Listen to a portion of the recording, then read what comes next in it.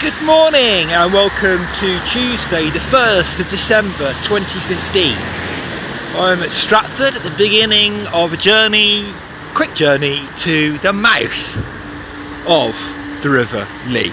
Now here you can see how wide the River Lee is, even at Stratford, the Olympic Park in the background. The reason for this is that even though the River Lee navigation is not part of this, the River Lee diversion does join just behind me, so now you've got twice the amount of water here joining. You can see the size of it here, it's huge. It's bigger than the Wye at Horwithy, Ross on Wye, Herefordshire, and it featured part of the Olympic Park where they had various water features which you still cannot get access to. So join me as I circumnavigate right to the River Lee navigation on my way to Three Mills and the mouth of the River Lee. Join us. So I'm down now on the River Lee navigation just behind the Olympic Park. This is very much changed now to how it was 2.5 years ago during the Olympic Games behind me. Now the thing is here, what was derelict buildings, old ripe for demolishment and various other things have been given a new lease of life, and as you can see, what was knackered old factories are now funky bars, old furniture shops, and the massive proliferation of canal boats now line the River Lee navigation as far as the eye can see in both directions. Join us. As we go at the back of Stratford, you can see a very much changed skyline full of cranes, which they say you can always judge the economy by. Massive cranes up there, a completely different changed skyline with huge high-rise buildings, some of them 30-40 floors high, and then of course in front of me we have the iconic UFO style Olympic Stadium, which is now available to see from the River Lee navigation for the first time. There are very high security fences here, and even things that would block your phones, believe it or not, along here from the River Lee navigation. It would actually prevent you using your phones. There were jammers along here, and now it's a much freer environment, lots of greenery.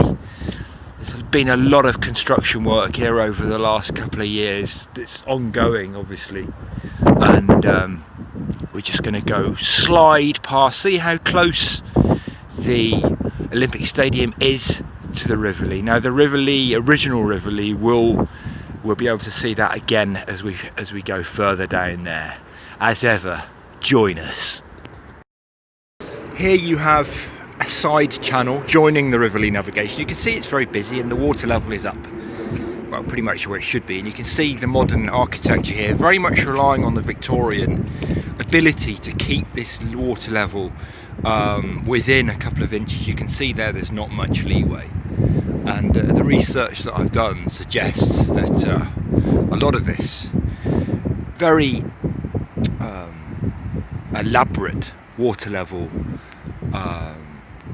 suppression and ability goes back to the Victorian times, and a lot of it hasn't been maintained. So you can see here now they're really pushing and really pushing again the water level limits to the maximum.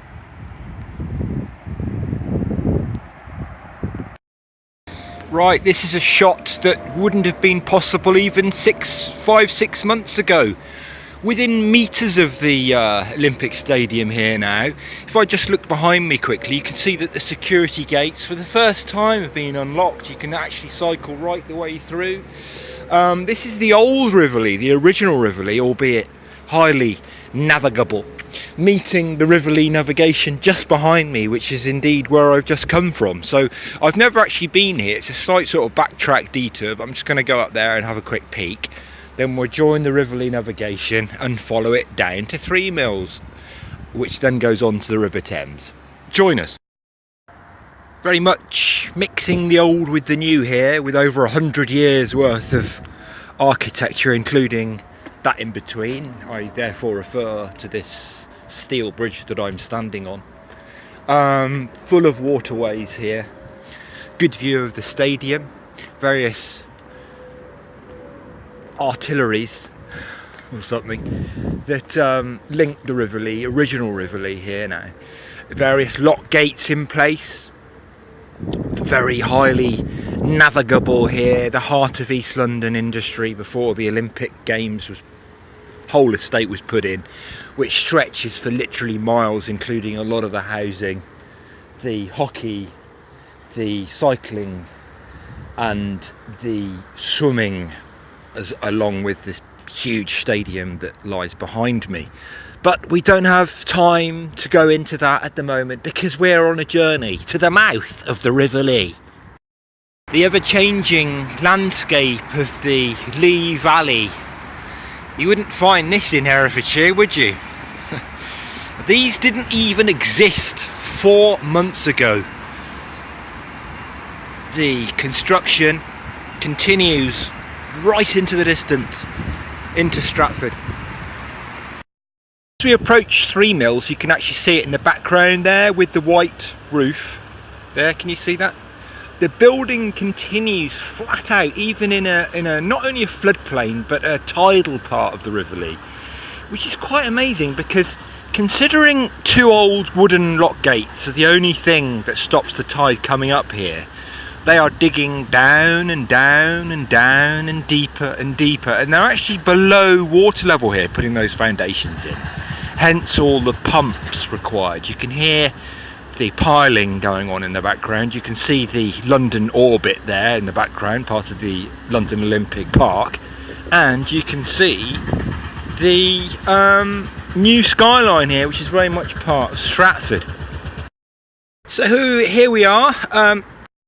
We are at the source of the River Lee. It took a lot less time than I thought. It was about 25 minutes all in all. Grade 1 listed mill is believed to be the largest standing in Britain today.